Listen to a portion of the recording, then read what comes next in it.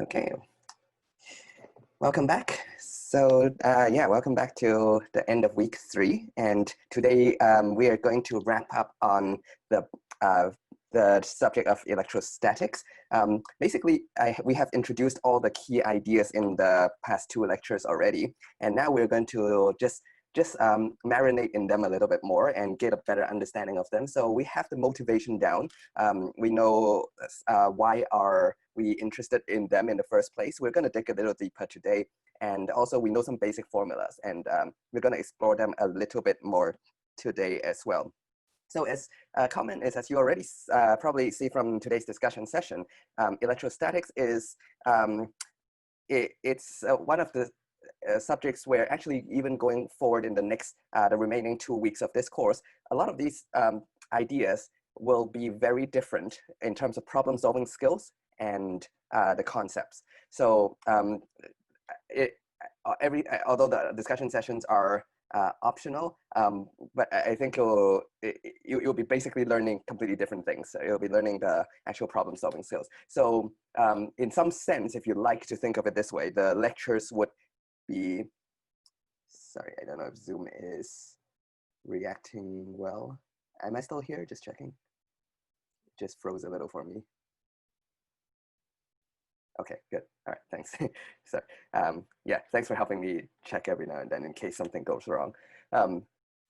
What was I saying? Right, so yeah, in some sense you can think of the lectures as helping you with the short answer question segment, the first 5 points in the test, right, out of the 10 points, and then the discussion session and the homeworks will help you with the second 5 points, the open response questions of the test. So you can think of it in some sense that way. So I think this way of doing the test, it tests you a balance of putting you so that the focus is not purely in the plug and chuck regime of things, and even in the open response question, I hope one thing I am encouraging you to see in physics is the plug and chuck bit is really just 20% of the problem, and 80% should be analyzing the problem until you set it up correctly. That is maybe 2 out of 5 points, so that's 40% of any physics problem, and then the next 40% is using your logic to make arguments on how to simplify the steps, how do you draw in different concepts, and then at the final step you plug in the numbers, so that counts for like 20%. So yeah, so that is sort of the goal.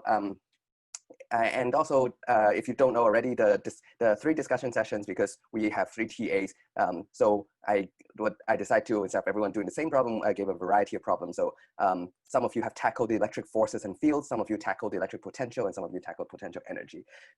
And I'll encourage the TAs to upload their recording as well, and you can use those as extra resources and look at other discussion classes, so you can see how different TAs solve different things as well. Okay. Yeah, so that hopefully gives you a lot of variety of explanations from different people. We also got new LAs. Hope you have had a good time meeting them, and hope they're a great addition to the class. Yeah, all right, so today we're going to cover a couple of things. In fact, let's start with the opening question for today, since it's always good to know why we're doing something, right? And today, by the end of today, we should be able to answer a another pretty deep question. I know I've been overusing this word a lot, but I'll let you decide. Today, the question we can answer is finally, why do like charges repel and why do opposite charges attract? I stated from the very first lecture of this segment of electrostatics that this is a fact. But how does that do that? And in some sense, that would lead us to the question of how do non-contact forces work? I don't know if you've questioned that yourself before, or you're just told and you accepted it without thinking. But if you think a little bit more about it, when someone tells you, oh, gravity acts from one place to another, how does it do that? Right? It's not, if it's something that's in contact, we kind of understand that, although at the end of last lecture, I made the point that the fundamental forces are important because even contact force is non-contact force. It's really just 99% of almost every contact force you can think of, it's due to electrostatic force. It's actually electricity. It's actually electric forces, the repulsion between electrons on your surface of your hand and the object of interest. All right, but nevertheless, if we zoom out, it kind of makes sense. I push something, it exerts a force, but if I don't push on something, if I don't touch something, let's zoom out, forget about the microscopic side. How does one thing act on another? I'm not going to write this in full-length sentence, but I'll just say, you have 2 positive charge. Why does this happen? Or or if it's positive or negative, why do they attract? And like I say, this leads us to an even deeper question of actually, how do these non-contact forces work? Okay, and we'll have an answer. We already have the answer, but we'll be able to phrase this in a more complete sense at the end of today and wrap all the concepts up. And then to give you an orientation as well, next week, we'll look at circuitries, all the electric circuits, and we'll see how these ideas, it's a little bit of a drier topic. If you, I know what some of you are maybe thinking on electrostatics, because we're introducing these very abstract concepts, but we'll see how this is forming the basis, the basic physics of making circuits work. And today at the end, I'll throw a few applications as well. Okay. So we'll cover a few things today. So so in past two lectures, we've introduced, especially the last lecture, we've introduced a few different concepts: electric potential energy, electric potential, and then electric potential energy difference, and electric potential difference. Okay, I'm gonna get tired of myself saying electric over and over again, since we're not, most of the time, we're not talking about gravity. These are the only two non-contact forces we know so far. I'm gonna drop the word electric, right? So I'm just gonna talk about potential energy, potential energy difference, potential, and potential difference, okay? And so we have these four. The first thing we'll address today is provide a unified link between them. How does this relate to each other? How does this relate to this? How does this relate to this? And how does this relate to this? Okay, I'll do it in the order of, I'll start with this, and then I will start, and then we'll look at what's the relationship between potential and potential difference. Should be rather simple. And what potential difference, energy difference, and potential energy and potential energy difference. And then how about between potential and potential energy. And then once you understand, the last bit is very straightforward. You know, it's just a change of them. All right, so that's the first thing we'll address. This part will be a little bit more mathematical, maybe a little bit less relatable in some sense until we see applications. So I promise I'll show you how these manifest into applications at the end. In fact, we'll see how a television set works at the end of today. And so that's number one. And then we will talk about equipotential surfaces. This is almost like the analogy of electric field lines. It's a way to visualize. So it's a way to visualize potential. Okay, where just like electric field lines, it's a way to visualize electric fields, right? So that's one thing, and we'll look at some applications. And I'll make some comments, especially about conductors. Okay. All right, so that's the plan. Now, let's actually start with answering this opening question over here. Okay, so I'm going to rephrase that a little bit. Instead of why things repel, I'm going to rephrase it into why things move.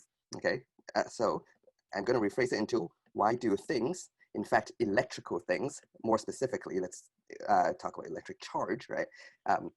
We're looking at a subset of things that have electric charges. Why do these move, right? So this is essentially, why do the positive charges repel each other, right? Okay, so there's two answers.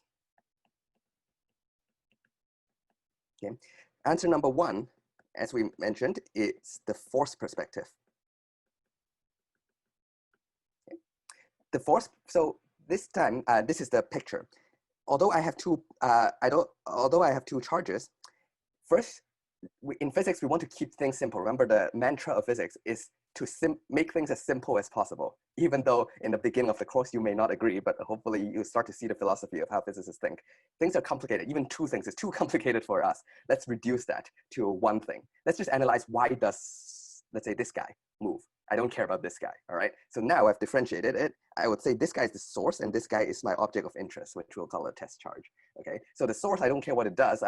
Assume that's not moving. Let's say you take a nail and nail it down on the table. So I'm just asking, all right, we know this guy will feel a force from this guy and then we'll move to the right. We'll get repelled away from the source, right? But how? They're not even in contact.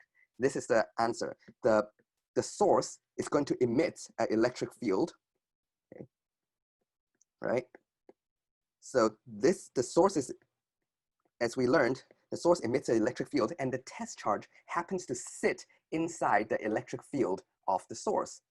And as a result, the electric field is causing this guy to move. All right, so it's a two-step process. I'll write it down, summarize it in a second, but let me repeat my words first. First, the source creates an electric field, and the field, so it creates an electric field in its surrounding space, okay? And then this guy, the test charge, your object that you're actually interested in, happens to sit inside that field, so it experiences, it feels that field, and that field is what's causing it to move. Now, the field is a very abstract concept, but if you invent this concept, now you have an answer of why this move without touching. This guy does not need to touch it because this guy emits a field, and it's a field that is causing this to move. I know it almost like I didn't really answer it. I've replaced one unknown word with another word, but this makes a more powerful analysis because not only, if sometimes if you have a deep question in life and then you ask the question and someone gives you an answer in terms of another word that you don't understand, your life is not really better off. You're just replacing one mystery with another mystery. But your life is better off if the other mystery can solve more mysteries than the first one. Right? So if you have a long list of things, you have to take it for granted, that's not very economical. However, if you can replace it with one mystery, but if you accept this mystery and everything else can be explained from this, now it's a much more economical way of thinking and much more powerful way of thinking. So that's the idea. So we step back and become more abstract, accept things will emit electric fields. And then not only will it answer why this moves, it will answer other things. For example, ultimately in 3C, one of the end goals in 3C, the very, very ultimate end goal is you'll see how light works. What is light? And light is basically entanglement of electric fields and magnetic fields. So without the concept of electric fields, if you just say, just memorize, positive charge repel, opposite charge attract, good, I've just memorized that fact. Why do I need to memorize another fact to explain this if this is not? The point is, this actually explains much more physics than if you just do this. If you just have this, you will not be able to answer what is light. Okay, right, so I won't write in full sentence, but just to give you an idea, right? So the source emits a field. Okay, I'm going to drop the word electric, right? Remember, because everything's going to be electric. So the source emits a field, and then the field creates a force on the test charge. Okay, so in equations, how does that work? Right? So first your source creates this field, right? So this is the electric field of the source. In fact, this is the formula. Don't get it mixed up. This is not in general true. The general definition is force per unit charge, but for point source, I should put that on top. Yeah, you get the idea. For point source, we have this formula. So the charge of the source creates a field, and then the field, right, creates a force on the test charge. So now, so this is the logic, right? So this creates this, and then this exerts a force on this. So this guy experiences a force to the right, an electric force to the right. Where does this force come from? It's because this test charge is in contact with the field. It's not in contact with the source, so it's not a contact force per se. It's in contact with this imaginary object called a field. Okay, so hopefully with the 3 lectures in, there's no way to make this easy to understand. It's really just repetition and getting more and more used to it. So hopefully from 3 days in now, you feel a little bit more comfortable than the first day you heard about this idea. So that's the goal, right? And once you have the force, you see you can use Newton's second law, right, on the test charge. Now you can calculate the acceleration of the test charge, and then you go and integrate this all the way, and you find out finally the ultimate holy grail of the x of t of the final how this test charge will move. That so step 1, step 2, step 3, step 4. So this is how the source affects any charge that moves. Okay. Comment number 1. You might ask, does the test, well, wouldn't the test charge also emit an electric field and affect the source? Yes. This says force electric force. Scroll down. I don't think that's possible. I can zoom in. Does the test charge emit a field? That's the first question, because I said the source emits a field? Yes, the test charge does emit a field. So I can draw this field, but first of all, it will make my diagram very complicated. And secondly, if the test charge emits a field, what it's going to do is I just need to mirror the whole logic. It will make this guy move to the left, right? It'll make the source move. But I'm not interested in that guy. I'm interested in one thing at a time. I'm just interested in why this guy moves away from the source. I'm not interested in why the source moves away from the test. Another way of thinking is, for now, let's just keep it simple. Let's nail this down. So this is not moving. Sure, it'll experience a field. As long as the field is weak enough, it doesn't break my nail. This will just stay where it is. It's not going anywhere. Yeah, anyway, yeah. So the key is I'm interested in this first. Okay? So that's answer number one, okay? Sometimes people say, use the words saying that the test charge sits in the field. It sits in the E field of the source, right? So the source creates a field and then it's experiencing that field. Now, today yesterday we realized that there's a different answer to the question. There is the energy approach. So there's the energy perspective of things. Okay. And there should be benefits and there should be pros and cons for each one. Okay, so how does this logic work? This is what we'll explore a little bit more in depth today. So I'll give you a brief, quick answer first. So this time, forget about all. Remember how we should treat this when we study when we study the energy approach. You should forget everything in the force approach. So forget about fields. Okay, even though I spent the past 10 minutes talking about fields, now forget everything about it. And imagine this guy, the source, it's emitting something called a potential around it. Okay, like a potential field. That's not a right. By field, I just mean in the layman's sense, not the technical electric field sense. Right? There's a land of potential, like there's a field of potential. And these are going to, as we'll show in a second, represented by equipotential lines. So on each of these dotted lines, the potential is going to be the same. We'll explore that in a second. Here's just a brief motivation like that. Okay, so the source is emitting this. Again, yes, the test charge does emit one as well, but I'm focusing more on the source at the moment. And this time the test charge doesn't sit in the field of it. Remember, we were forgetting everything about fields. This test charge is sitting in the potential land, right? The field of potential, right? The land of potential of the source. So the source emits a potential and this guy sits in it. And this guy, the potential does not make it move, but its potential difference that will make it move, right? So the chain of logic is this. The source emits a potential using this formula, right? It's a point source, so I can use the point source formula.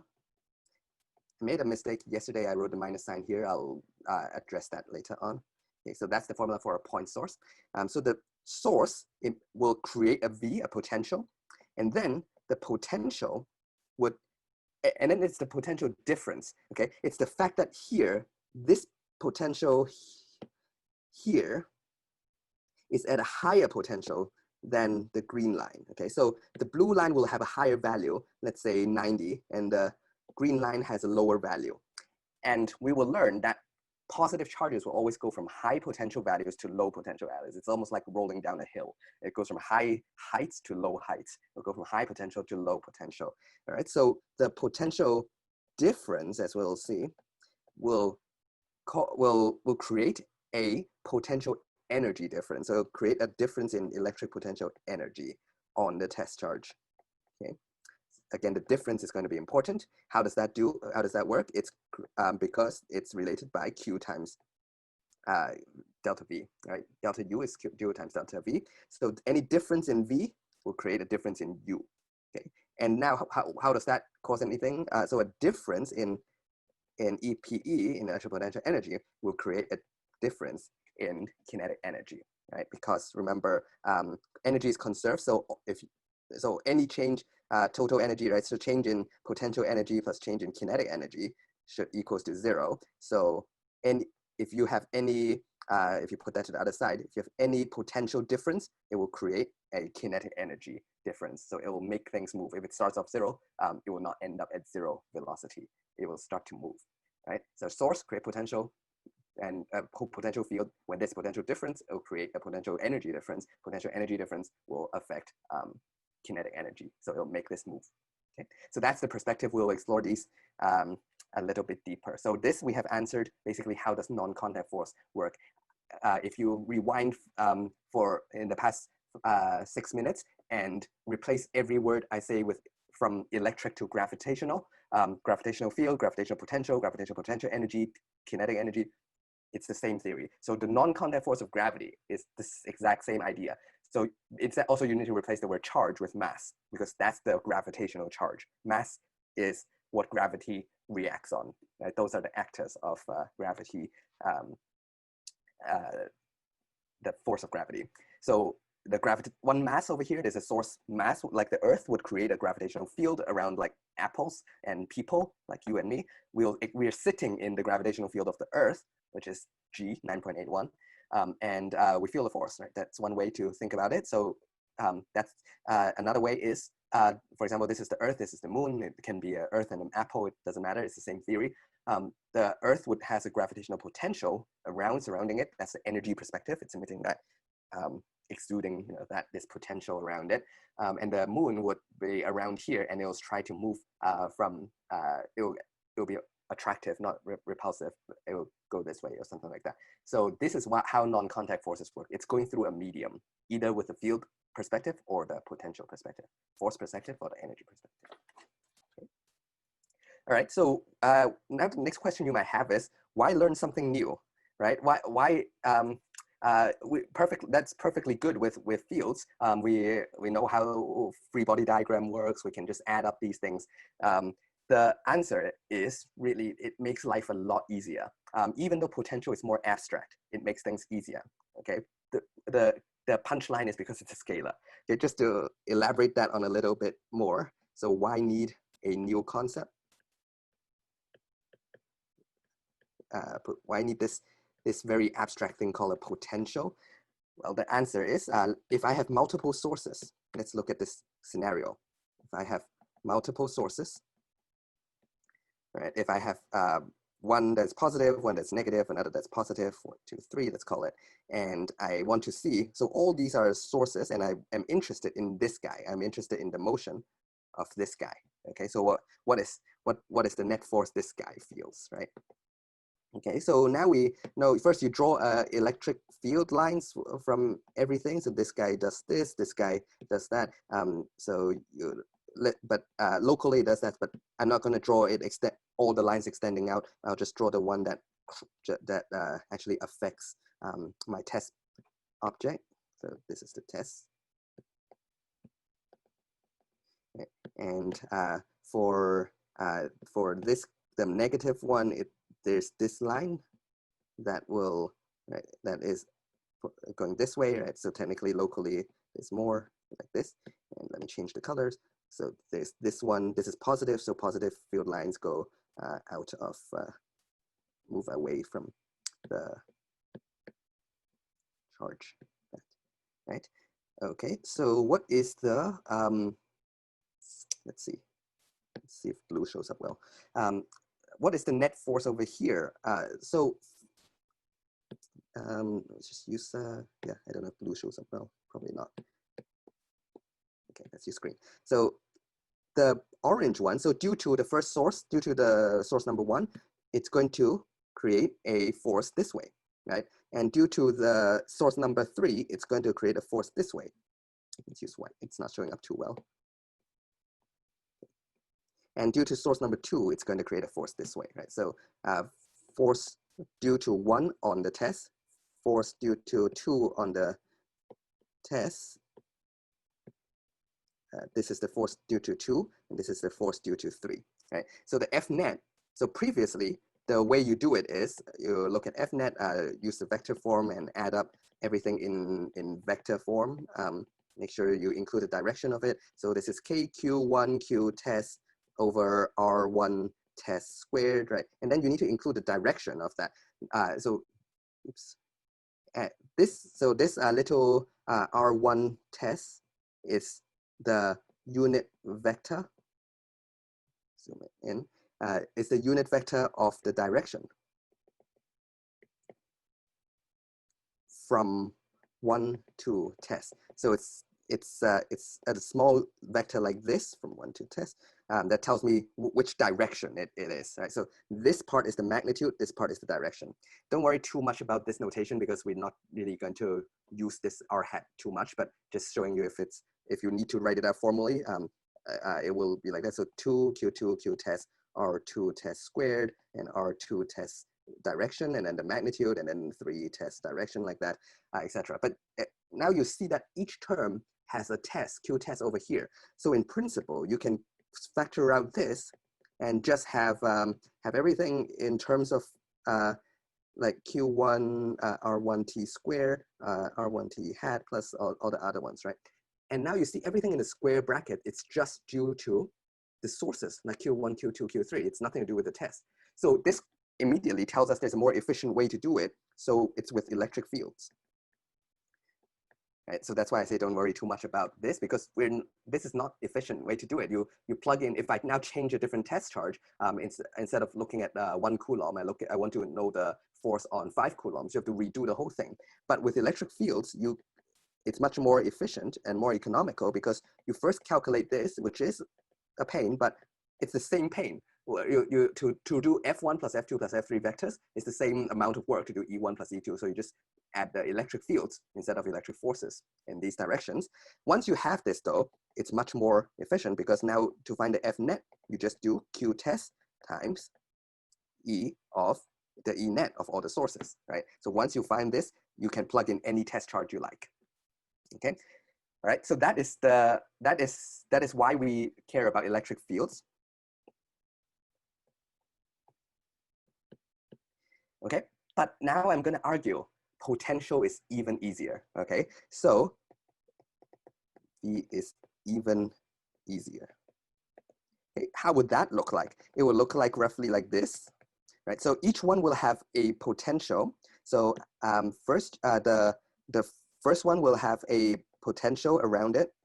All these, and think of it like an influence. Okay, so I'm only going to draw the ones the ones that intersect my test charge. Otherwise, it's going to get a little bit out of hand. And so here, the negative one again will have a potential, and then the last positive one will have its potential over here. So now you add up. So the net V is you add up the orange one plus the pink one and the blue one. So V2, V3, V3, now you'll get the net potential, right? So we had the formula that's Q1 over I used small q over there, let me be consistent, over R1 test plus Q2 over R2 test. So this is the distance, R1, R1, R2, R3. Right. To calculate actually these orange, pink, and blue values, these are the formulas for it. I'm not going to make them the right color. If you are making pretty notes, you can make them the right color in each term, correspond to each potential term. Now look at this. Look at this compared to when you do this or this. Here you have to resolve vectors. Here you just add up all the numbers. You plug in K, we know what it is. R is the distance, and Q is the charge of each of these. You just add this up. Look how much better this is. So hopefully I have convinced you that this is a more efficient way of doing things, even though it is abstract to learn. Does that make sense? Okay. So there's a question asking, do I know Q test? If you need to know its motion, yes, you'll need to know the Q test, and it will be given to you. Sometimes in the question, we just even forget about that stuff, and we just want to test if you know, we want to examine and test you if you just know how to calculate this. And sometimes we will go all the way and ask you how, what is the final velocity of it? Or what is the final force on the test charge? If you look at this formula here, you'll see, of course, the force, if your test charge is larger, the force on it will be larger, right? It's just like on Earth, if the gravitational force on an apple is smaller than the gravitational force on a truck, a ton of metal, right? But we all experience the same field. So this is, you can replace this with gravitational field, and gravitational force is the same idea, and mass over here, right? So the apple will experience a smaller force from the Earth, not because the field is smaller. We all experience the same gravitational field. It's just the test mass is smaller, right? So that's the idea. Okay, so here, the key benefit is, it's the best thing over here is no resolving vectors. Okay, so we all know how much you love resolving vectors, especially if you did a discussion session. One of the classes who did one on actually doing the resolving forces, you appreciated how happy that experience is. But once you learn potential, you don't need to do that anymore. Other than the fact that we might test you to do that. But if you're a working physicist, you immediately opt to use. In fact, myself, when I need to do any of these calculations, if I can help it, I always use potential. So that now we have the right motivation to do that. So how does that move? So just how does that affect the test charge? The answer we'll see is, so you calculate, after you find out the potential everywhere, the potential is a feature of location. So it's just like the field, right? It's depends on the location and the source. So it depends on the location and the source. One more thing is, because it's a scalar, this time you don't plug in the magnitude of Q1, Q2, Q3. In here, you plug in the magnitude, because this part is the magnitude, this part is the direction, right? You can see that. So here, you always plug in actually the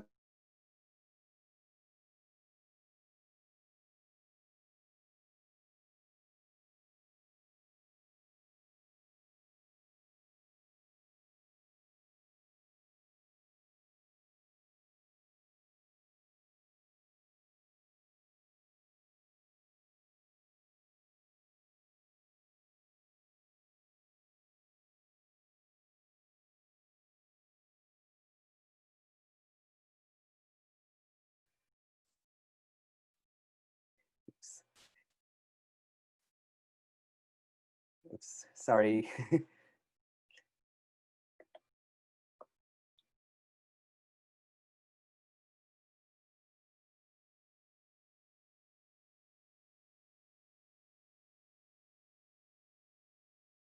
Oops. Sorry, guys.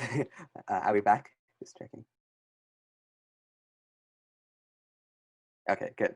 All right. I did refresh my computer and and using a landline and doing everything I can. So apologize for things I cannot control.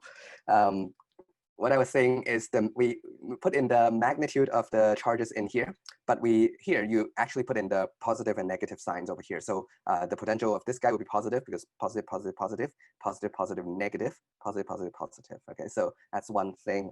Hopefully in the discussion session, you have addressed that practical issue over there. Okay, so the answer of how do things move is, so first you calculate the V of its surrounding around the test charge. So now, so what you need is delta V, and the delta V will tell you delta U by multiplying Q test. This is the change in electric potential energy. I don't know if you see that, but that's a change in electric potential energy, and that will cause a change in kinetic energy. So that's how the chain of logic works for the potential side of things. Okay. Okay. All right, so how does each of these relate together? It's what we want to look at. So the next few slides will be a little bit of more math, just to tie all the equations together, but it'll hopefully give you some better understanding of things. So first, let's start with the relationship between V and delta V. Okay, so V and delta V, how is it related? So V, if we want to emphasize it, when we say potential, usually we mean absolute potential. Okay, but I don't want to say absolute every time unless I'm emphasizing it. Okay, so if it's just V, it's potential. Just to recall, this is the work done per unit charge. So this is the main part, work done per unit charge. If you like, work done per unit test charge. So this is the main part, and then you need to know the fine prints as well to get the full points. To move it being the positive test charge from a reference point to R.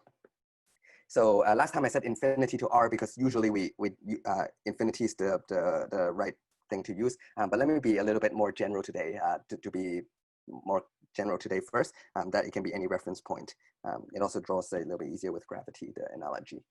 Okay, so that is in word definition, understand that. And also in equations, you have V of R is R naught to R, right? Because you're doing the work that brings this from from a reference point to the actual location. So here I'm just being extra specific, specifying this location like that over Q test, right? Work done. So this is, you remember, this is work done per unit charge.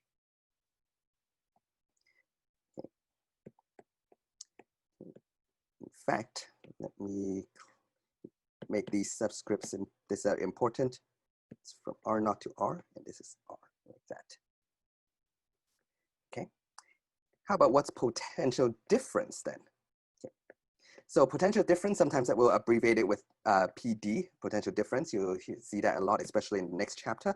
For now, I might write pot diff, but later on, we'll just go to PD or just delta V if I want to use the symbol. So this is the same thing. It's the work done per unit test charge, almost everything, but not moving it from a reference point to infinity now. Sorry, not a reference point to R anymore. It's from one point to another. It's from point A to point B. Let's call it RA and RB. So it's the exact same thing, but it's moving from RA to RB. So how would it look in the equation form? So this time I will put AB. So technically I can write RA, RB, but you know what I mean. So just to make it a little bit easier. So RA, RB, and FDR, like that, per unit charge. So it's also work done per unit test charge, but it's not from the reference point anymore. It's just from the point A to point B, like that. So this is the definition for potential difference. This is the definition for absolute potential. Okay, got it? One confusing thing is the units for potential or potential difference, because this is just final minus initial in some sense, it's B minus A. The units, it's called volts. The SI unit is volts.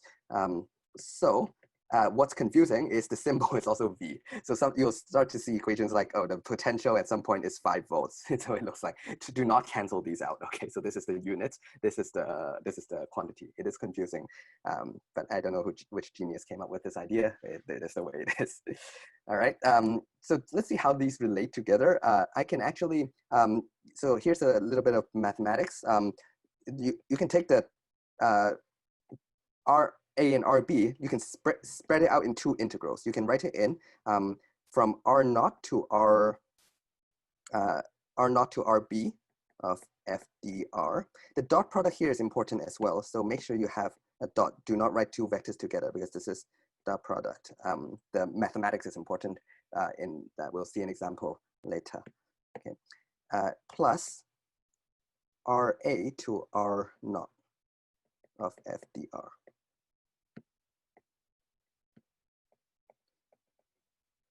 So what's going on here? Maybe I'll change the color of this and you can see a little bit clearer. I'm splitting the 2 integrals up like this. Before it was from RA to RB, like that. But now it's going first from RA to R naught plus R naught to RB. And I'm allowed to do that because there's a rule in mathematics, in calculus, that says integral of A to B plus integral of B to C is the same. If you are integrating the same thing, then it's the same as. If these are the same, then you just go from A to C. Right? So I'm reversing this logic where if you look at this side, right? So this is A to R naught and R naught to B, right? They can combine into just from A to B if they share a common factor like this. So this is just a rule in calculus. And now you see that another rule is I can flip these and change it to a minus sign. Okay, so there's another rule that says if I put a minus sign in front, it basically just swaps the top and bottom. So let's do that with the second term. Let's see what we get. So here we get R naught RB, same thing, nothing new. And here we get minus R naught RA F dot dr over Q test. And can you see, now I have 2 potentials. Here, this is precisely the potential of RB. So this side is precise. Let's make it even a little bit more clearer. So I have R naught to RB of FDR Q test plus R naught to RA of FDR Q test, right? So this is VRB minus, sorry, that's a minus in between, VRA. And this is clearly as we expect. Right. So if I define it this way in my word equation, in my word definition, it's the work done per unit charge to move a charge from RA to RB. It basically is, that's why it's called potential difference, right? Because it's the final minus initial. It's just by the rule, these two rules of calculus that you can split this integral up, and then you can see it's the absolute potential of B minus the absolute potential of A. Does that make sense? Okay. So this is the relationship. So you can see that you can write the definition of this guy in terms of like this or like this. That's potential difference. This is potential. Now look at it. Let's change everything to U and delta U. Should I even write it out? I'll write it very quickly. It's almost the same thing. So the relationship between U and delta U, so this time U is electric potential energy. Sometimes U isn't the best, most intuitive symbol, but we'll work with it.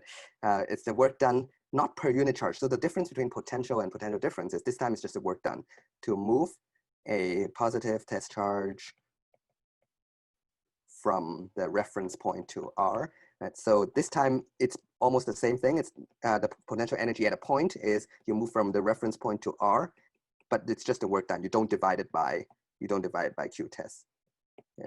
And very quickly, and if we look at the change in U, okay, so a change in electric potential energy, or U, whatever you like to call it, so we'll call it delta U, is the work done to move a positive charge, blah, blah, blah, from A to B, from point RA to RB, like that, exactly the same. So from A to B is just from RA to RB. Okay. And I can do the exact same trick. First, I'll split it up into R naught plus R naught RA, and then I can flip the sign so that the RA goes on top and R naught goes on the bottom. Now, this one is basically U of RB. If you look at the first boxed equation on the top of this page, right? It's exactly this, then this is exactly this, right? So it's clearly difference. So, or I can just, now I can abbreviate it as UB minus UA like this if you want. So before you can also abbreviate that as VA minus VB. Yeah. So formally speaking, we should always write this. So it's a function of the position, but if we want to be quick, we can just abbreviate it like this if it's clear what it means. Okay, so again, as expected. Okay, so now remember that 4 corners. I have tied V with delta V, U with delta U. Now let's tie U with V. Okay, so let's tie the relationship between V and U. Okay. So the first two should be pretty simple. One is just a change, one is the absolute value, right? So what is it? U is, let's look at the word definition. This is work done to bring, again, I'm copying the same thing many times, but just to drill this in your head because you really need to know this definition. It's probably the most abstract definition of all the course, right? The whole course, by the way, the potential and potential difference for this. Right? It's the key word is work done, and then the fine print is to bring it from a reference point to R. Here, it's the work done per unit charge. Right, so this is the extra bit, and then it's the same thing to bring a positive charge from the reference point to there. So if you look at so this is in words, how about in the equation? One looks like this. So again, technically I should write this, right? So this R should correspond to this R. Yeah, I'll leave it here. And VR, V at a given location is FDR divided by Q test. So clearly the relationship is what? V is U over Q test, right? At that location, if you want to specify it a little bit more better. But the key bit is in white. Okay. So I remember someone on Piazza asked the question of you find that confusing between V and U. This is the relationship. One is just divided by V. Okay, so this is the relationship, but if you rewrite it, just like a lot of things in physics and in life, I guess, if you rewrite it in a different way, you get some different insights. If you rewrite it this way, it's actually more practical. So if you like, you can put a star next to the second one. It is actually the more practical version. Why would I say this? Because usually the thing that we're most interested in to solve, we put it on the left-hand side, right? We use the right-hand side to solve what's on the left. And what do we care more about? Are we usually, if you remember the first few slides of what I'm trying to convey, is it, what is our end game? Our end game is to get the potential energy difference. So we're trying to use V to find U, not use U to find V, okay? I mean, in a test, in one of your homework, we can build an artificial example where I'll give you the U and find V. But in real life, in a practical situation, in real everyday physics, what we scientists do is we ultimately want to know how things move. So ultimately, we're trying to find V first and use V to find U, right? So this is actually more practical, just like the force and the field equation there. And now, speaking of force and fields, let's recall what is that relationship. Remember, E in terms of word is force per unit charge, right? So it's force per unit positive test charge technically, right? But the keyword is for the force exerted on a positive test charge, yeah, but the keyword is force per unit charge. And then you remember the fine print is force on what? Force on a test charge, and it's a positive test charge. And the equation looks like this, right?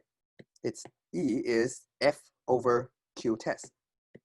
So the definition of E is force per unit test charge, right? Remember that? So if I put a box around this, now you can see a parallel, or even better, let me rearrange it. Like I say, everything in life is better when you rearrange things this way. Can you see a parallel between the force approach and the energy approach, or the force perspective and the energy perspective, right? If not, let me draw the link. You should see, it looks like energy and force, energy plays the same role as force does in this equation, and field plays the same role as V does, okay? So it is, there is a very clear relationship in some sense. So V, this very abstract thing, is energy per charge. So V is probably the newer concept that you learn in this course. You probably know what energy is. And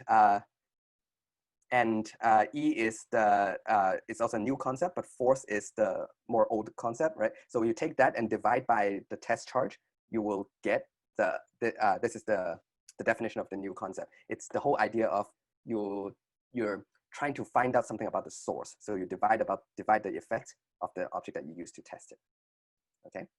So this is the relationship there. Thank you for your feedback. You're saying I'm going a little fast. Hopefully it's gonna be in the recording and you can revisit that. I want to make sure I get the content through first. Okay, I'll try to revisit that at the end. I apologize, hopefully it's okay. And then now the last bit to relate, remember that for triangle, not a triangle, square between U delta U V delta V, right? So now I've explained what is the relationship between these, and then now I've explained U and V, right? So what's left is delta U and delta V, but it's exactly the same thing. So I'll just squeeze it in here because it's very simple. So the relationship between delta V and delta U, right, is just divide by Q. Right that. So just again to remember, this is from A to B. If we're talking about energy, right? A to B, FDR. From A to B, this is A to B, FDR, but V always have per unit test charge. Okay, so you combine this, it's clear that this is the relationship. Or you can just think of putting a delta on both sides over here. Okay. So same thing, you can rewrite it like this. So you can just think of putting a delta here. The test doesn't change. The test charge doesn't change. I'll try to slow down a little bit. Thank you for the feedback. Yeah, so you can think of it like that and achieve this equation. Okay. Does that make sense? So now we have the tie of all four of these things tied together. Okay. So energy, one more time, is energy and potential. The relationship is the potential is this divided by test charge. Okay. Maybe I'll erase that.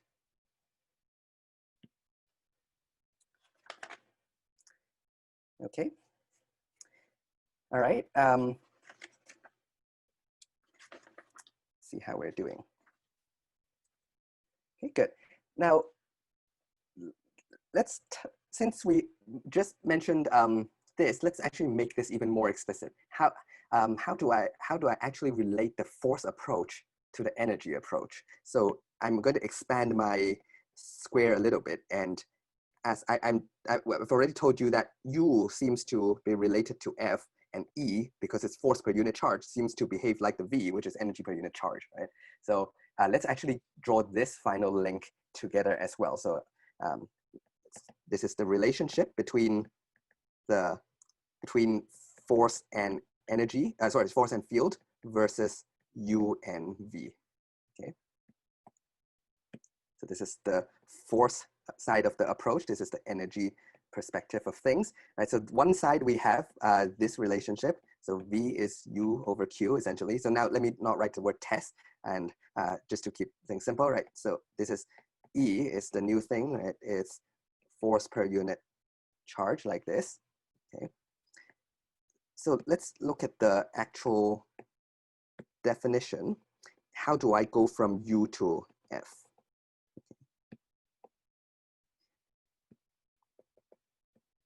How do I actually go from there? Well, we already talked about, let's start with one dimension. At Ux, at a point X, is from a reference point X naught to X. Okay. So this time I don't, looking just purely at the X component of things. So it's the same thing I wrote before, right? From a reference point to a certain location. But now let's just look at the X direction, just purely in one dimension first. And I can reverse this, because if one is the integral of another, then the other must be a derivative of the other. Right? So this is another way you can relate the two. So this part, again, as I already said in the beginning, it's going to be a little bit more mathematical, but after I fill in these two blanks over here, in the next slide, I'll give you a concrete example, and hopefully things will be more clear. Now, in larger than one dimension, you have to be, it is a little bit more mathematically complex. So you might need to do a little bit more reading on this part. In the lectures, I'm not going to, as I mentioned many times, I'm not going to give you every excruciating detail, but I'm going to tell you what you want to read up on and what you need to know. So unfortunately, this is the part where I will not have time to explain all the mathematics behind it. Okay, so now let's go to 3 dimensions. So I'm going to change the X into R, okay? In fact, let's make everything clear. It's a 3-dimensional vector from a reference point to the location of f dot dr, like that. Now, how does dot products work? Well, dot product, right, so maybe I should write this. The f vector means it has components. It means you have the x component, y component, and the z component, like this. Okay. So what a dot product means is you take this, temporarily write it over here. So dr is just, so r is x, y, z. Some of you might be wondering, you can write it like this as well. I like to write it in a column because it is easier to write. I don't have to write too much redundant things because they're the same way to think about. If you're more comfortable with this, that's fine. I like to just put everything in a column, then it saves me a lot of writing, right? So what about dr? Remember, don't think of d as like a derivative. Think of it as a small change. Okay? It is a derivative, but it doesn't help you in any way if you think of it as the mathematical sense of all those different rules of how to do derivative, pull down a power and all those things. That's not going to help your life. What's going to help your life is understand what does a derivative mean, and what it means is a small change. Okay, so think of it as a small change. Then if you have a small change in a three-dimensional, if you move in a three-dimensional step, then that means in each of the direction you move a little bit. Right, so you just put a d in every part. That's basically what dr is. And then how do you do dot products? Okay, just a recap is if you have fx, fy, fz dot dx, dy, dz. So this is f dot dr, right? What you do is you multiply these together and add up all the pairs. So it's multiply this plus multiply this and this plus multiply the last row, like that. Okay, so let me fill in the blank over here, r naught to r. We have fx dx plus fy dy. Everything is a scalar now. Okay, so if you are foreign to this, if you don't know this, you might want to spend 15 minutes to do some YouTubing and excuse me, on how to do dot products. Okay, so go and it won't take you more than 10-15 minutes to find a good video to understand that. Okay, right. Okay, so what that means is, remember fx is du dx. So can you guess what fy would be? It would be du dy, and fz would be du dz. Okay, again, this is not a math course, so unfortunately, as much as I want to slow down and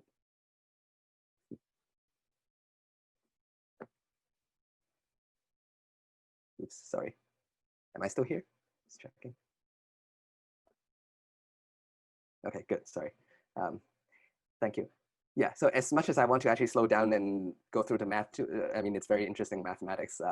It'll take me a 20 minutes detour to talk about math, and this is not a math course. I'll just state the result, and you can go and do a little bit of research on yourself to understand it more if you will.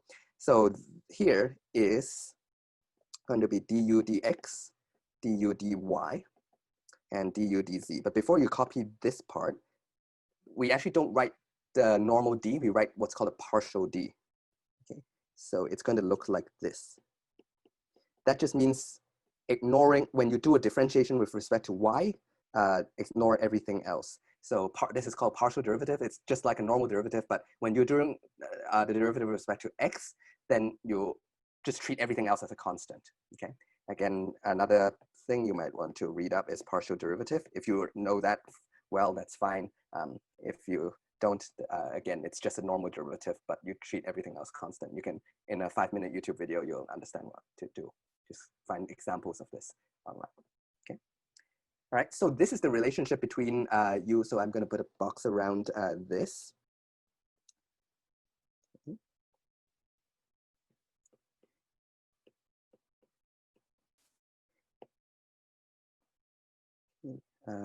Maybe I will put this in the next slide. I want to put something else side by side.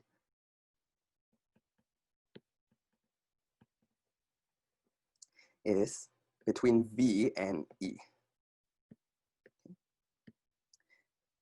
So remember V was, what was V? So V was, I'll ignore some of the signs like this, right? Q test, ignore some of the limits. And we talked about yesterday that this is basically the electric field, right? So you can rewrite it like this. So let's use that to write it as x naught to x, E dot dx. Sorry, no, this is just one dimension. Then this is the same thing as Ex is dv dx. So I want you to parallel this with the left-hand side with F and U. So you see it's the same idea. So I don't have to explain too much. It's the second part. If you have more than one dimension, you can fill in the blanks, right? So this would mean it's the same thing as if E is dv dx, dv dy, it's the partial d is still pronounced d. So this pronunciation wise, it's nothing different, right? So Ex is equals to that. ey. The y component is equal to that, and the z component is equal to that.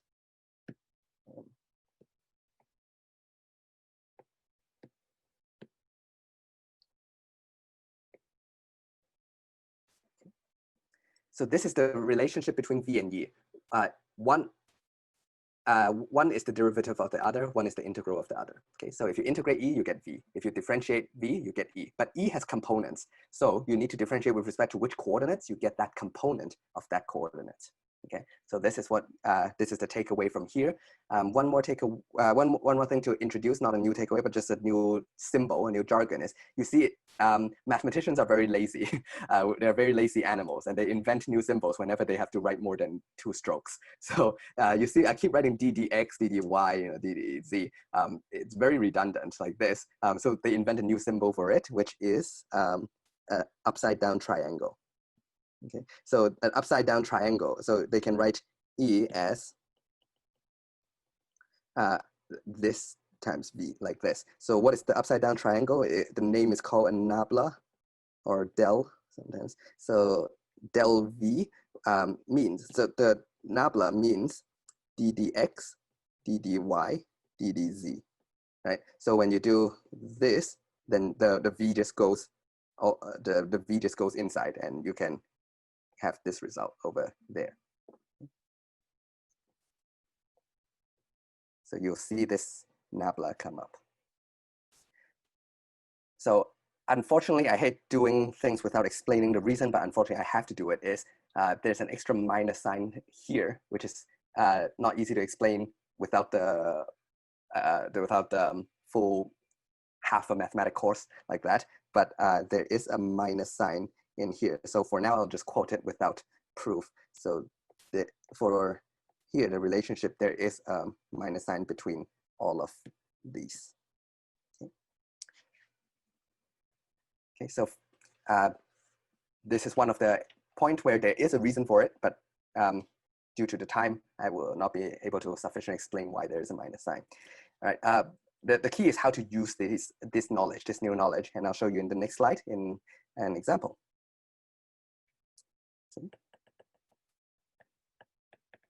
So let's say I have a plane charge like this. Okay. So when I have a plane charge, I'm just drawing the cross section of it. So let's say this has plus sigma, right? Remember, sigma is charge per unit area. So there's a lot of positive charge on here, on this plane. Let's say it's an infinite plane. So how does the electric field lines look? The electric field lines look like this. Right? This side points this way, this side points this way. So now you should be an expert in how electric field lines look. And let's pick a few points. Let's call this point A and point B, and point C here. Okay. So here's my question. Okay, so can you find a potential difference between A and B, between A and C, and what's the last one? B and C. Okay. All right, so I'll work this through with you. Let's say this is 8 meters apart, and let's say this is 4 meters apart, like this. Okay. So the first step you want to do is always start with the definition. Okay. So step 1, recall the definition. So the definition of delta VAB, just write it out, right, is from A to B of E dot dr.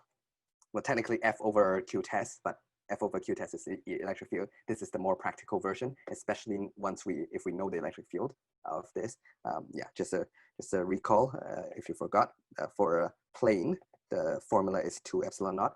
Right, do you remember that? Right, so for a plane, at any point, at any point in the here, it doesn't depend on the distance away. So it's actually a constant. The whole thing is a constant. It makes things easier. You won't get something too difficult in the exam. So this is a good example. All right. Also, my points are in more than one dimension. So I do need the more than one dimension version of this. Okay. So since it's more than one dimension, I need to use this version of it. So next, plug in, find out what E and dr is. Well, dr we already know, it's dx, dy, dz. What is E?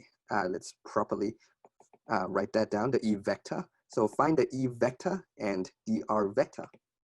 Okay.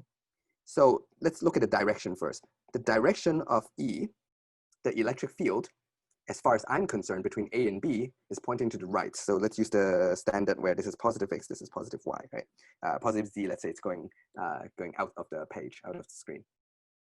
So the direction of E is just in the X directions, or in my notation, it has an X component, but no Y and Z component over here.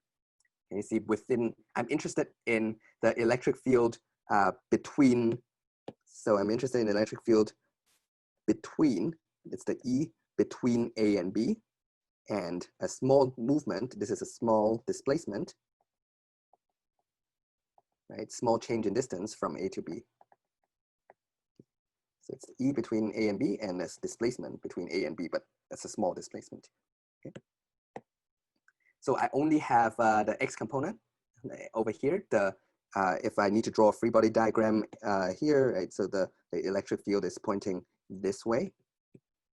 So E vector only has X component, whether it's at B, at C, or at A. Okay. So that's why I can write it like this. Immediately make the other two. There's no Y component and no Z component. Now dr is, as we said, dy, dx, it's a small change in every possible direction. And then also, so what is Ex? Well, let's have the magnitude. Just so remember the magnitude of this, which is just the magnitude of Ex in this case only, right? And now you use the formula of a plane is sigma over 2 epsilon. Okay, so we know that Ex is sigma over 2 epsilon because that's the magnitude of it. Okay. So this goes in here. Okay. Well, so if you like, you can put everything together and you can write E is, but this is too much writing for now. If you like, you can put everything like this, but for now we'll just work with Ex, and at the end we'll just plug this in. And then now you just plug it in the definition, so and solve. So plug in the definition. All right, so delta VAB, here's the math part. You go from A to B, and it's Ex 00 dot dx dy dz. Right. With what I taught you, how to do dot products is just multiply the top row plus multiply the next row, which is 0 times dy, multiply the next row, which is 0 times dz, and add them all together. So clearly this disappears. And you're left with integrate AB. In fact, let's pull out Ex because it's a constant, as we mentioned. Gonna save a few steps. Dx.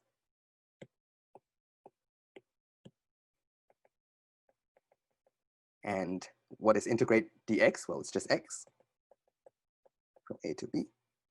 And now you plug things in. It's xb minus xa. Okay. And so this is actually, you can see this is actually delta x, but we'll keep it that way.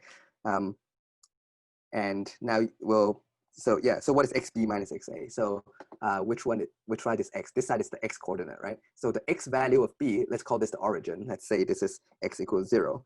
The x of b minus the x of a, what will it be? So this is just the difference between here. So it's 8 meters. Okay, so you plug, so this is 8, right? So you just plug that in and you get sigma over 2 epsilon times 8. And that's your answer. Okay, you can simplify this for sigma over epsilon like this. In a real homework, probably you'll be given what is the sigma, or you'll be given the charge and the area, right? You'll tell how much charge there, how much area. So you will plug this in, and then you look up this value. You plug this in, you actually get a value out of that. In terms of the SI units, is volts. Right? So you'll get a whatever the number of volts is, like that. Okay. All right. How do you do from A to C? Do I have time to do that?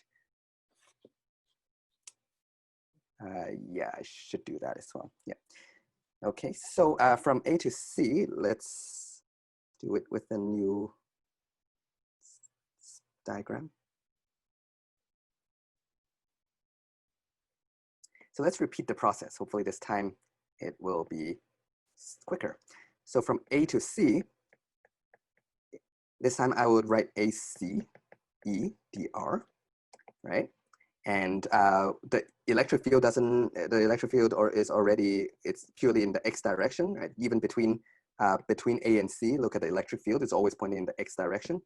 And dx is the same thing like this, right? So now we will write this out. So we have AC, EX, dx, plus a bunch of zeros, and you multiply those out. And then now you integrate this, you get xc minus xa, right? From A to C. What is xc? What's the x value of c? Whatever that is, it's the same x value as a, right? Remember, this is x, this is y, right? They have different y values, so I can put a coordinate like this, y. But you see, xa is this, the x value of a and the x value of c is the same. So this is actually 0. Okay, so the whole thing is 0. What does that mean? That means the potential difference between this point and this point is 0. That means they have the same potential. Okay, so therefore we find that VA is equals to VC. The absolute potential is the same. Since the difference is 0, there's no difference. Okay, so this is actually an important conclusion. Okay, that we find that this is the same potential. You can repeat a process by putting a point D over here and show that B and D is also the same. So every line perpendicular to the field has the exact same potential.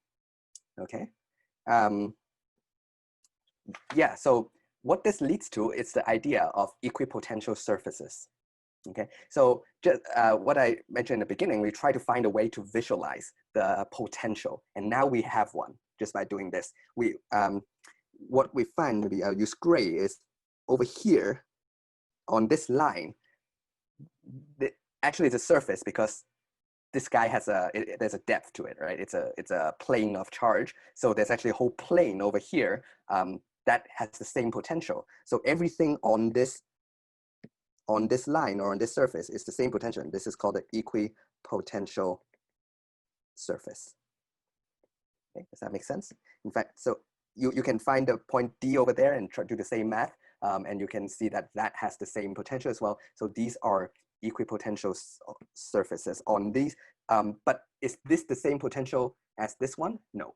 Okay, so here, let's call it VA, VB.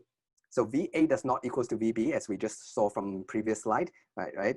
There is a potential difference between A and B. It's for, I think, whatever that number was that we calculated. If it's 8 meters apart, it's like that. But on this line, on this surface, the potentials are the same. Okay, so I can generalize this idea, and basically every straight line like this will have the same potential. Okay, it's getting a little bit cluttered. Let me redraw this in to make it clear. So this is a charge, and these will be the equipotential surfaces. So that's the white one is the source. It's the plate where it's a plate of positive charge. So this guy has some positive surface density, right? So Q per unit, charge per unit area, if you remember. And all of these are called equipotential surfaces.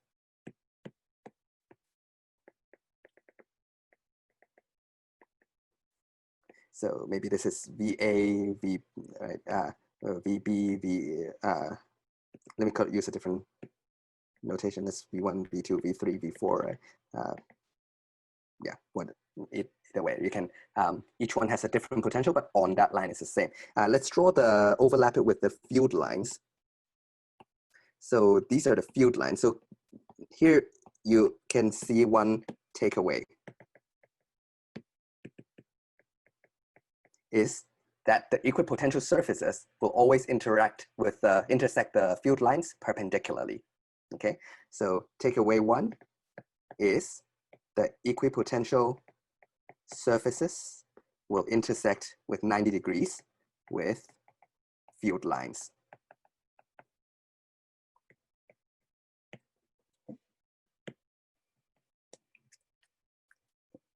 I can show you a more better picture. So, also we often use dotted lines to show the equipotential surfaces. So you see the red ones are the field lines. This one actually have two plates. I have a positive and a negative plate. So it's going from the positive to the negative. These are the field lines. Let's just zoom in over here. And then the green ones, the dotted lines are the equipotential surfaces. So here there's the same potential like that. There is some edge effects if you want to include that. So you see this bends a little bit. So we just learned that they should interact in perpendicularly, right, with 90 degrees. So you see if this one bends like this one bends further like that. Okay. So with what we learned here, we can actually look at how about for a point charge, because we are usually more interested in a point charge. Well, how does the field line look for a point charge? The field line looks like this.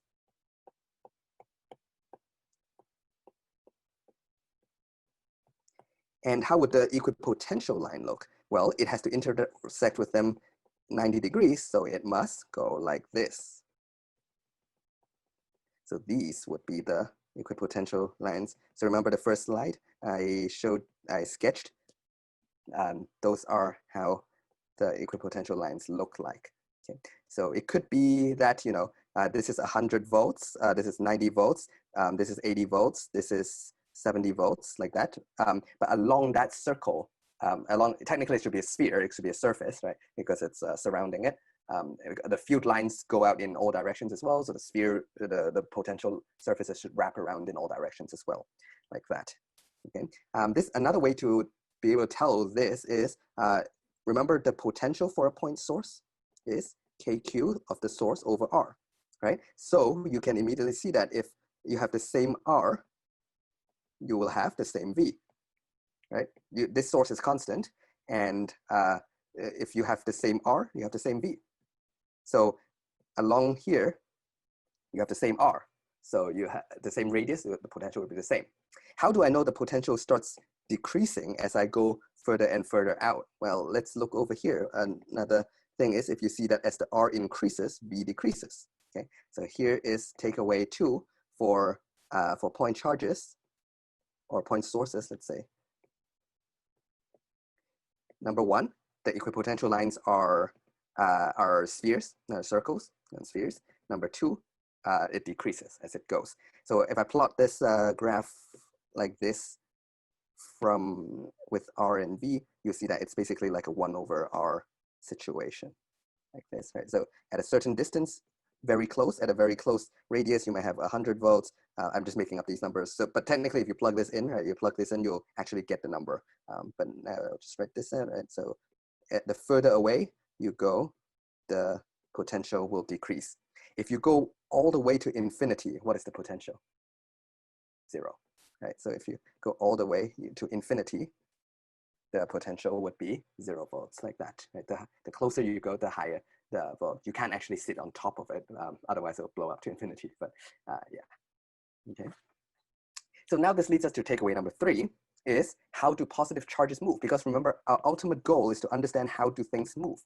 So in the field line picture, it goes from, it follows the positive charges would follow the direction of the field lines, right? Now we have a new takeaway, is that in the potential picture, even if I don't tell you anything about the field lines, and I just tell you the potential, you will be able to tell how a positive charge moves. Okay, the takeaway is it always moves from high potential to low potential. So positive charges always move from, I'm not going to write in full sentence, from high V, high potential, to low potential.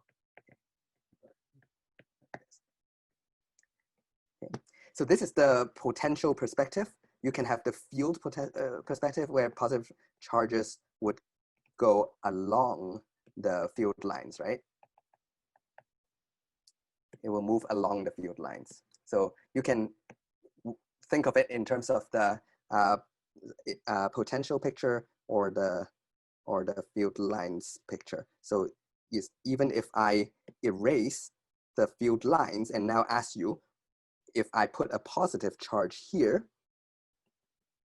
like this, I can ask you, which way will it go? And even without the field lines, you can tell me it will not go up this way, it will go down this way, like this. So without the field lines, I can also, just by looking at the equipotential surfaces, so that's a way to visualize it.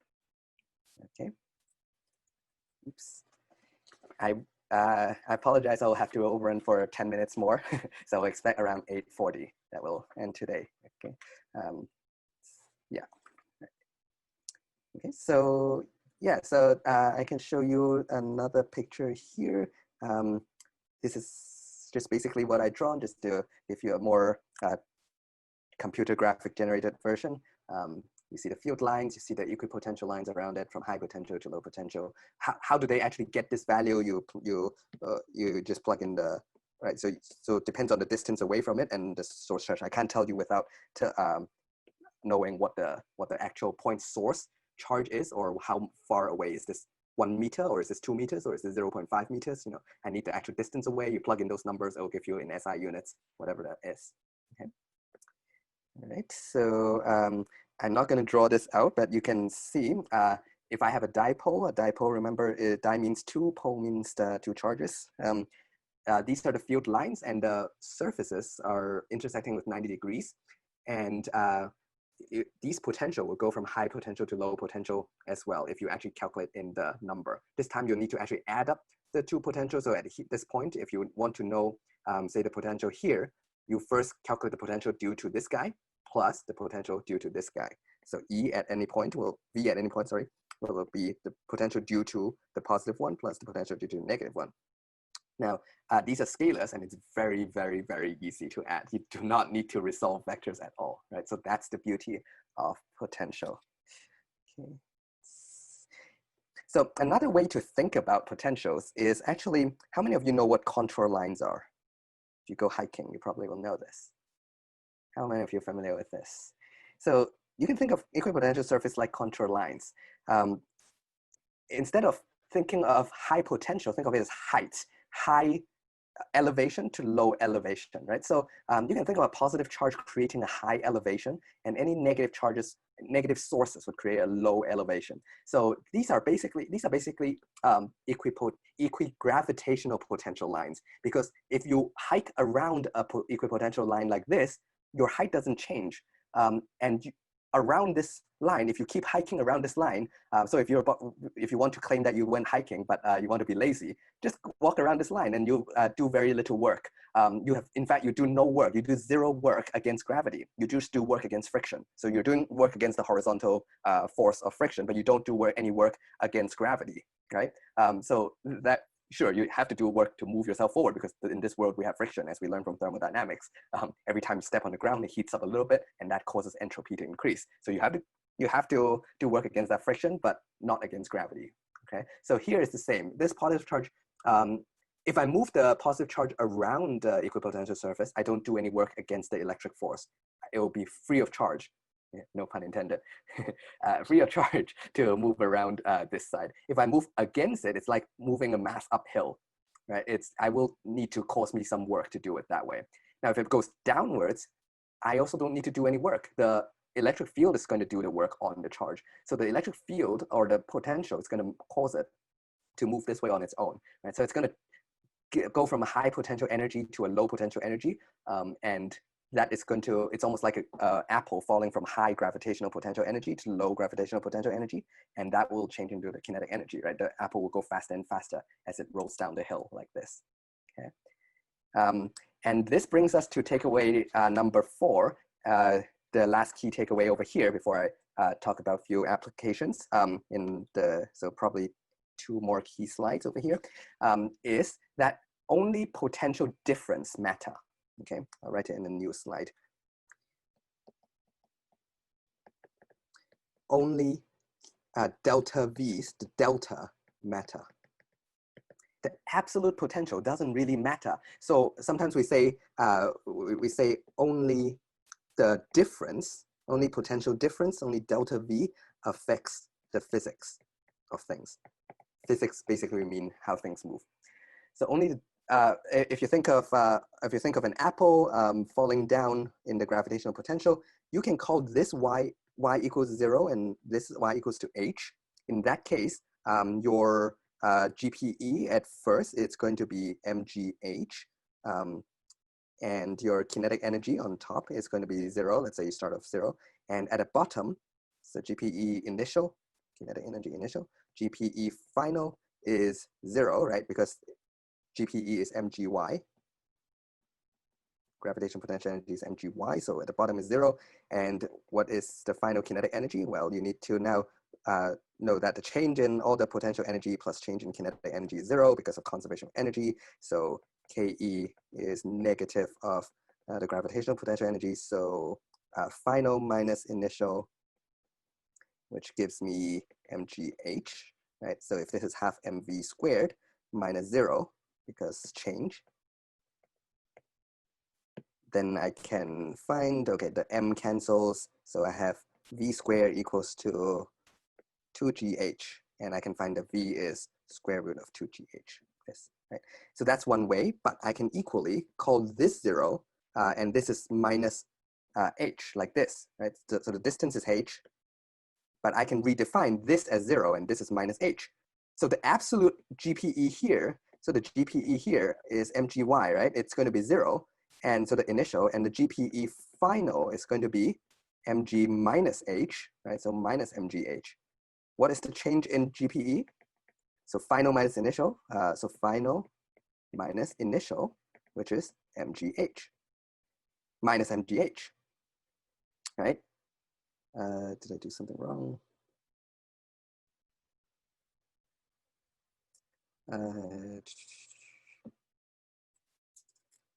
Maybe I have to actually do it properly for this to work, for the signs to work out.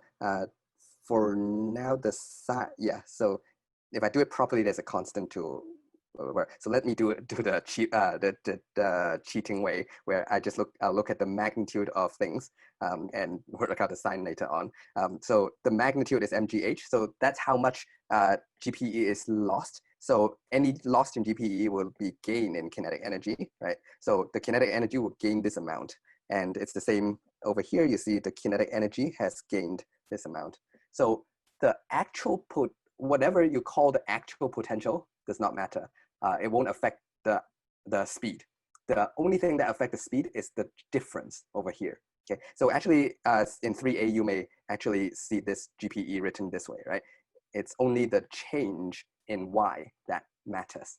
It's only the delta y. It's the change in, so that's basically y2 minus y1. This is the absolute potential at 0.1, absolute potential energy at 0.1, absolute potential, 0.2, absolute potential energy at 0.1, but it's the difference that affects kinetic energy. Okay. And yeah, so now we can tie everything together is why things move. So one reason is it moves because the electric field exerts a force. And the second reason is a difference in potential causes a difference in potential energy, which causes a difference in kinetic energy. Okay? And this causes acceleration. So this is the force perspective. This is the energy perspective of why things move. Answered. Okay, makes sense? All right, so this way you think of, you calculate the field lines, it is a vector, which is maybe not everyone's favorite, but it's very easy to visualize. The field lines tells you the force, the field line tells you the direction of the force. Coulomb's law will tell you or all those formulas I give you will tell you the magnitude of that force. You can calculate the acceleration. Or you can, if you like scalars better, then you just add up all the potential, which is much more abstract, which I agree, very, very abstract, but the math is much more easier because now you just look at the difference. If it goes from 100 volts to 90 volts, right? So the difference is 10 volts. You multiply by the charge, you exactly know how many joules of potential energy. Let's say the charge is 3 coulombs. So the change in potential energy is 3 times 10. So it's 30 joules. So you will gain, if you lose 30 joules of potential energy, you will gain 30 joules of kinetic energy, right? Does that make sense? Okay, cool. Uh, Lastly, I'll just list the applications. Might take me 2 more minutes. Is you can build an electron gun out of it. At first, you might say, "Who cares about electron guns?" But it's quite cool because you can first take a piece of metal, you heat it up, and now it will start emitting electrons. The electrons in the atoms will jiggle a lot, and they will start emitting in all directions. Where you burn it, and they will gain a lot of heat energy, a lot of kinetic and vibrational kinetic energy at some point that it vibrates out. Now you can put a positively charged plate here with a hole, because a positive charged plate will have electric field, right? The electric field going this way. Now the negative charges, remember, they go against the electric field, because positive charges go along the electric field, negative charges will go this way. So you will actually get the electron to accelerate all the way through here. And on the other side, you might need to put a negative plate so it repels the electron further out like this. So the field lines would go like this, right? So the field line goes from positive to negative like this, but once the electron goes past here, the electron will keep getting repelled from the negative plate and will shoot out. So this is what an electron gun is.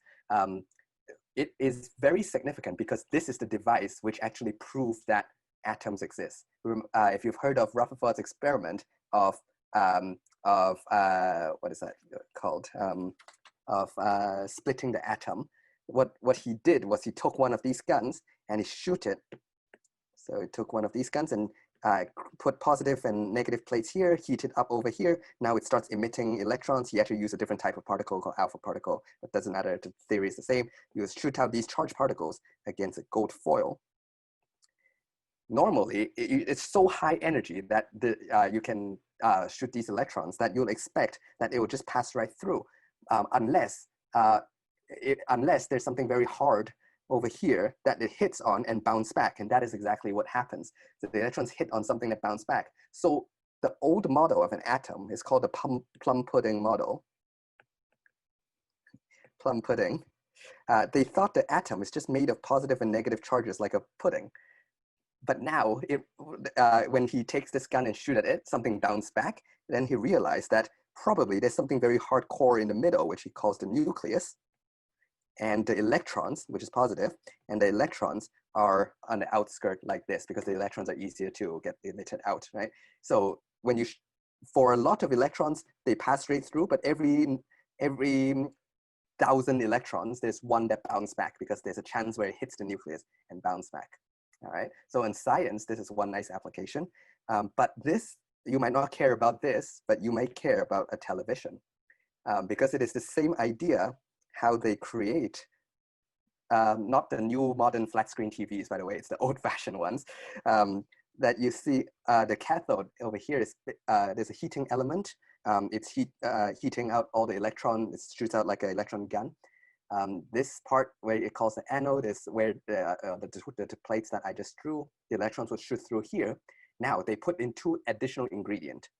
One is they set up 2 parallel plates with different charges, and it will be able to deflect the electron left and right.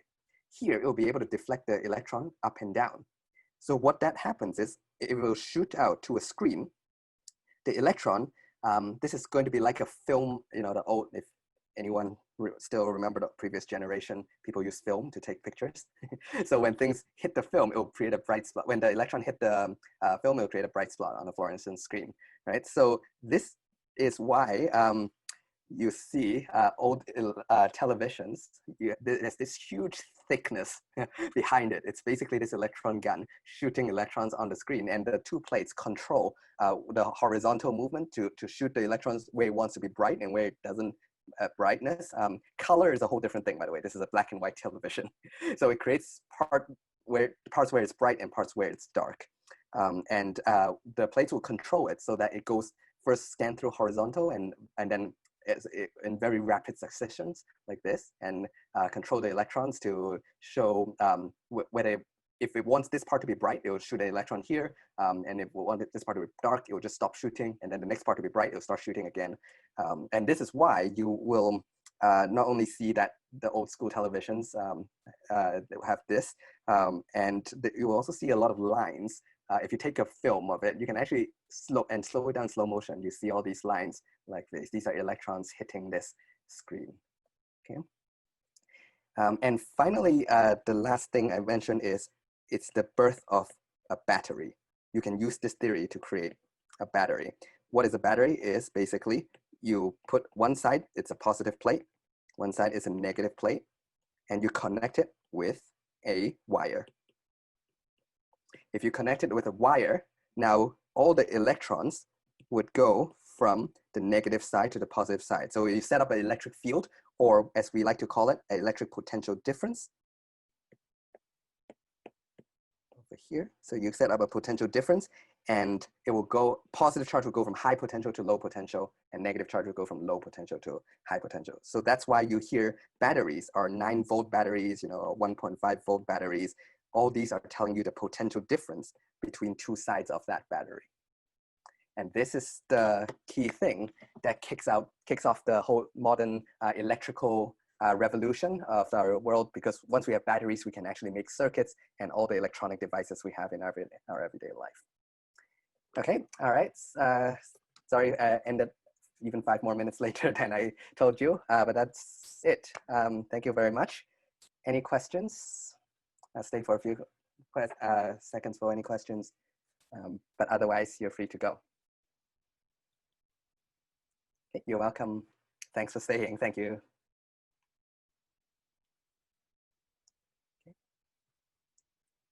Okay, I think we're good. All right. Have a good night. Bye.